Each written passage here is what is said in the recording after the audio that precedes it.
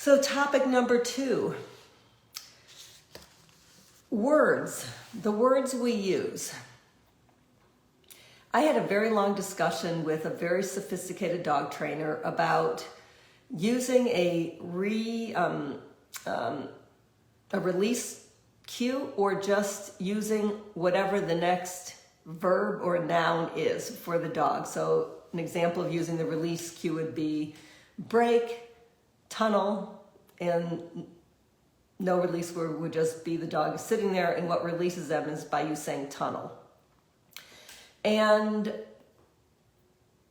for me, it makes sense that there's only one word in the entirety of the human language that means release from a position I put you in, and that's either on the contacts or on the start line. So for me, it makes sense to me that if I were at the start line and somebody was going to run off 60 feet and say one word, I would want my ears peeled for just one word, not like 7 possible words, but not 40 other words. So my personal preference is to use a release word.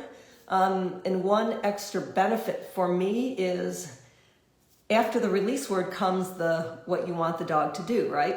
I mean, your lead out, first of all, means most likely like do the things in front of you. So you probably don't even need the word of the thing. But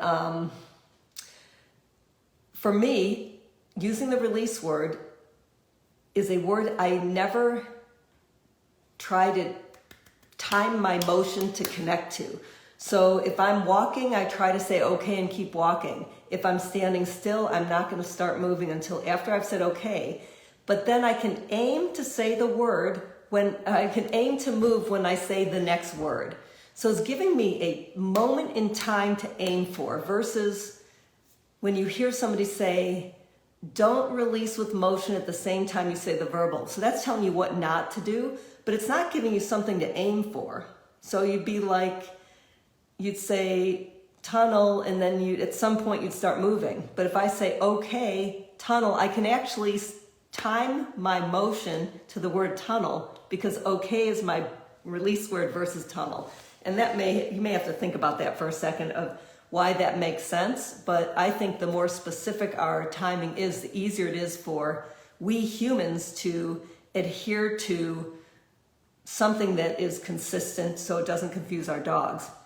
Because what I found on my 2-week road trip, and I worked with a bunch of people, all skilled dog trainers, agility people, and every single person was releasing with motion and verbal at the same time.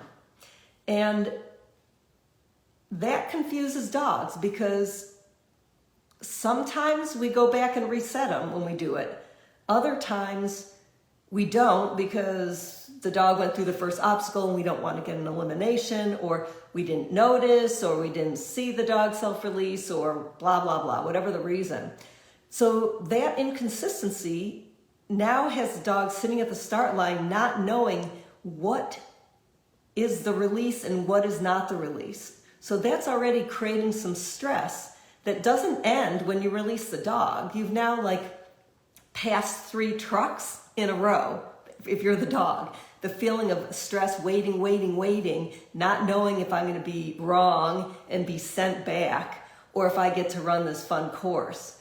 So it's super important to get everything that leads up to that moment of the release consistent, and to have that release be consistent. So if you want to release on motion, or a lot of people like to release, they don't like to, they do release, like they walk out there, they've not been looking at their dogs, and they turn their head to look at their dog, and that's what releases their dog. Now, you can use that as your release. Just know that don't turn your head before you want your dog to release. As long as you're consistent, it doesn't matter if you're releasing with a whole body jerk or an arm up, whatever it is, it's fine. Just be conscious and always do it. And if you do it by accident, your dog breaks, your dog is correct, and you made the error, and the dog should not be reset for that. So I find it easier just to do the verbal thing and maintain a little self-discipline until I say that word. But whatever works for you, consistency is the important thing.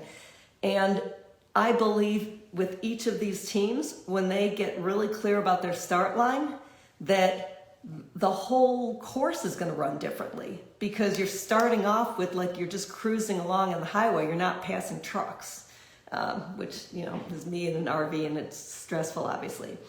So Catherine Kelly wrote, yes, it's clarified things for Cap. So, Catherine was undecided about, how she wanted to release her dog and her young dog.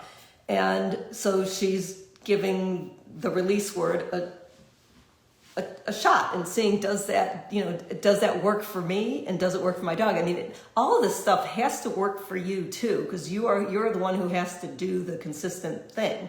So if trying to disconnect your body from your mouth is really, really hard, and you're not willing to work on it away from your dog, which is a great way to work on all this automatic stuff, is just videotape yourself doing lead outs and not releasing motion and verbal. Your dog doesn't even need to be there to, watch you improve your skills. So that's all I have to say about that. And I guess now one last thing. So there's this ideal of like less words is better in some trainers' minds, like that you're not going to use go tunnel if tunnel will suffice. And while I get the minimalist appeal of that, like I am a minimalist in my life, I don't like a lot of extra stuff, I tend to make it easy on myself. If I naturally say go tunnel, my dog probably thinks go tunnel is one word. And if it's going to take me, I don't know, eternity or a year or whatever, it will seem like eternity, to get myself to stop saying the word go, I'm going to really think about how big is the payoff going to be for me changing that little thing. And the same with the start line. Really think about, what are you willing to train yourself to do and maintain, and make your decision based on you personally, instead of this broad, like what's going to make you look good to other trainers. I think that can be a motivating factor for people who are pretty high up in their sport, is, not wanting to appear to be, a slacker in any way. And one example of that is in the weave poles. I always liked silent weave poles, but I noticed that Lil liked me to say, go, go, go, go, go, go. So I'm like, well, darn it, I'm going to say it. She liked it. And Dakota, I was totally silent. And when I started saying go, go, go with him, he started weaving a little faster. I'm like, crap. So he's getting go, go, go now. But I have to actually test him and see if he really needs that. And then I'll have to remember not to say go, go, go with him and still say it with Lil, because at this point she's dependent on it, especially if I'm out of sight. That go, go, go helps her stay committed as she's now 11 and needing a little extra support when she can't quite see me.